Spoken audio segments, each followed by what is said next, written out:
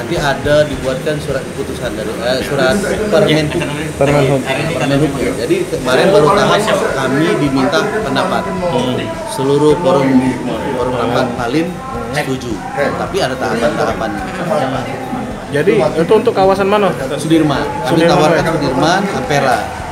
Artinya itu jalan protokol yang ya, nanti ada surat dari peraturan Menteri Perhubungan dikeluarkan. Ini Kalau hitungan dari kajian mereka itu ada di rasio di bawah 1 dan dengan kecepatan 30 km per jam di saat-saat sibuk itu layak. Jadi ada jam-jamnya baik. Misalnya jam 7 sampai jam 8 pagi, jam genapnya. Kemudian malam, sore jam berapa sampai jam berapa. Tapi itu masih kajian lagi. Bukan hari ini ganjil. Ya kan ini kenapa? Iya, tapi jam, misalnya jamnya itu cari PKI kan. Tapi kita masih lihat di bawah kondisi jembatan di bawah di jembatan.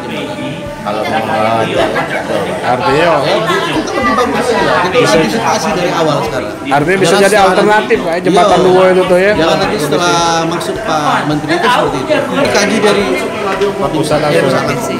Nanti uji coba dulu kita pasti. uji cobanya pasti ada tahapannya itu masih banyak. Sosialisasi segala Iya. macam. Kita ada kepolisian kan. Di jalan.